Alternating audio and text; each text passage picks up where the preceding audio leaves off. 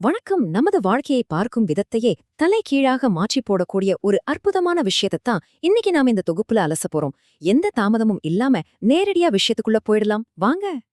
கொஞ்சம் யோசிச்சு பாருங்க. வாழ்க்கை அப்படிங்கிறது ஒரு போராட்டமா இல்ல ஒரு கொண்டாட்டமா?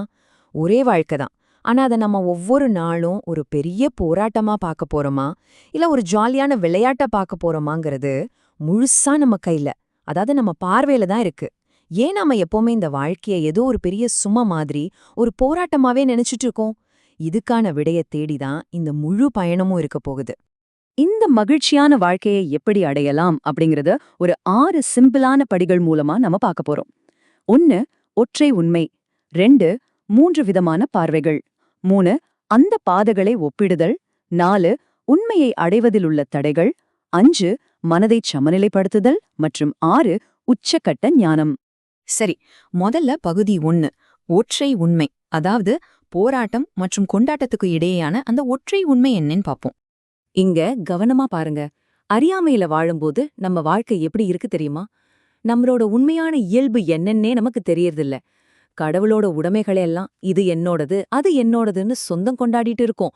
முக்கியமா இந்த நான் அப்படிங்கிற அகங்காரத்தோட, அதாவது ஈகோவோட வாழும்போது வாழ்க்கை நிஜமாவே ஒரு பெரிய போராட்டமா தான் இருக்கும். ஆனா இதுவே அப்படியே வலப்பக்கம் பாருங்க. நம்ம உண்மையான இயல்பை முழுசா உணர்ந்து அந்த அகங்காரத்தை அப்படியே கடவுள்கிட்ட சமர்ப்பிச்சுட்டு நானே பிரம்மம் அப்படிங்கிற அந்த மாபெரும் உண்மைய எப்ப நாம புரிஞ்சுக்கிறோமோ அப்போ இந்த வாழ்க்கை எந்த கவலையும் இல்லாத ஒரு மகிழ்ச்சியான விளையாட்டா, ஒரு கொண்டாட்டமா மாறிடு.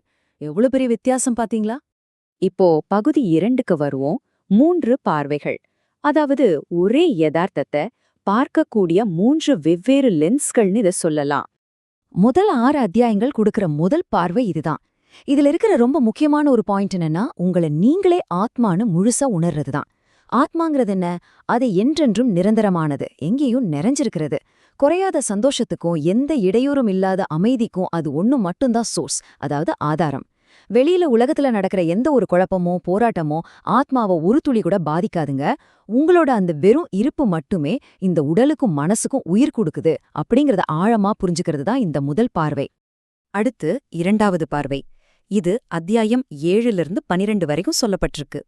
இங்க பெற்றோர் அப்படிங்கிற ஒரு ரொம்ப அழகான உருவகத்தை நம்ம பார்க்க முடியும்.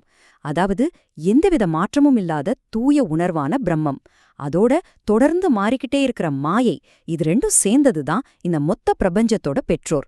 இதுல இன்னும் சுவாரஸ்யமான விஷயம் என்னன்னா, இந்த மாயையும் பிரம்மமும் சேர்ந்ததுதான் கடவுள் அப்படின்னு இது ரொம்ப அழகா விளக்குது. ஆக உலகத்தில் இருக்கிற எல்லா உயிரினங்களும் செய்யற ஒவ்வொரு செயலும் அசைவும் கடவுளோட விருப்பப்படிதான் நடக்குது அப்படிங்கறத இந்த 2வது பார்வை நமக்கு தெளிவா உணர்த்துது. இப்போ 3வது பார்வை. இது அத்தியாயம் 13லிருந்து 18 வரைக்கும் விரிவாக சொல்லப்படுது. இது என்ன பண்ணுதுன்னா, எல்லாவற்றையும் ஒன்னா இணைச்சு ஒரு மாபெரும் உண்மைய நம்ம கண் முன்னாடி கொண்டு வருது. அது என்னன்னா, ஆத்மா அப்படிங்கிறது தான் பிரம்மம். நாம ரொம்ப ரொம்ப உண்மையானதுன்னு நம்பிட்டு இருக்கிற இந்த உடலும் மனசும் வெறும் மாயை மட்டும்தாங்க. அகங்காரம், அதாவது நம்ம ஈகோ, அது உண்மையில கிடையவே கிடையாது. அது அந்த உணர்வோட ஒரு வெறும் பிரதிபலிப்பு, அவ்வளவுதான். ஆனா இல்லாத அந்த அகங்காரத்தை வச்சுக்கிட்டு நான் தான் எல்லாத்தையும் சேரன்னு நம்ம நினைக்கிறோம் பாத்தீங்களா?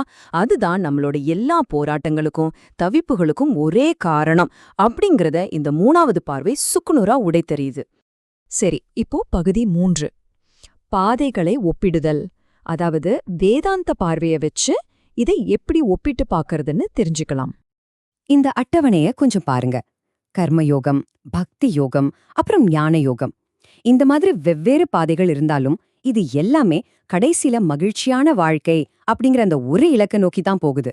இதை எப்படி சொல்லலாம்னா, முதல் பார்வையில நம்மளோட சுயமுயற்சியும், 2வது பார்வையில கடவுளோட அருளும் தேவைப்படுது. அதுவே 3வது பார்வையில நம்மளோட சுயமுயற்சியே கடவுளோட அருள்தான் அப்படிங்கிற அந்த ஞானம் தேவைப்படுது.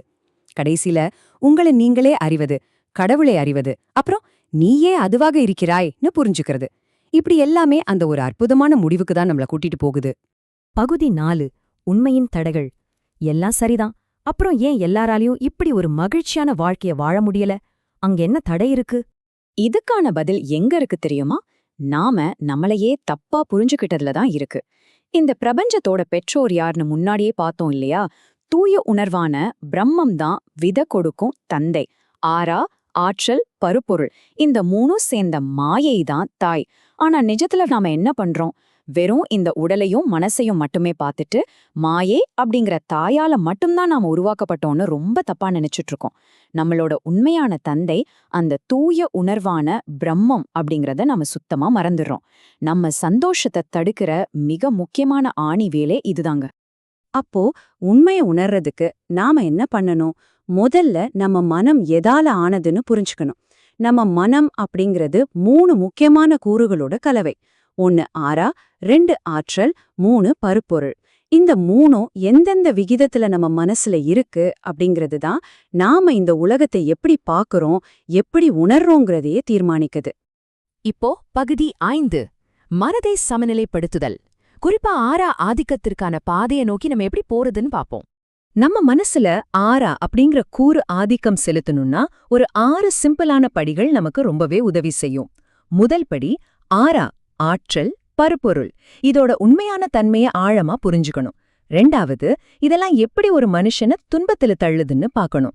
3வது, இப்போ உங்கள்ட்ட இதுல எந்த கூறு அதிகமா ஆதிக்கம் செலுத்துதுன்னு கண்டுபிடிக்கணும்.